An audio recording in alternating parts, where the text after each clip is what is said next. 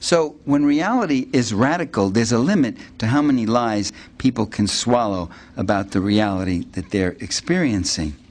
All social institutions of capitalist society have a dichotomous tension within them. They must sustain the few and advance the interests of the few while appearing to serve the many.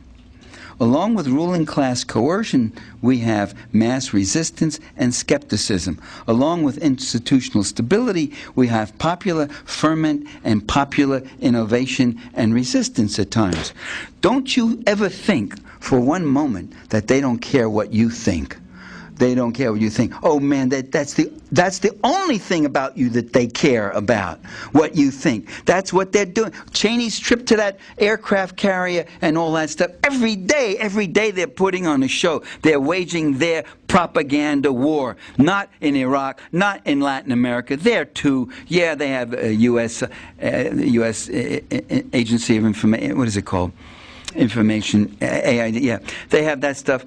But the country, the place they target most with all their propaganda, most of the things they do are directed to the American public because the empire feeds off that republic. So they lie and they conjure false issues to distract or flatter or frighten the people, or in some other way to win over and immobilize the public. Or sometimes when they have no choice, they have to actually make real concessions to democratic demands.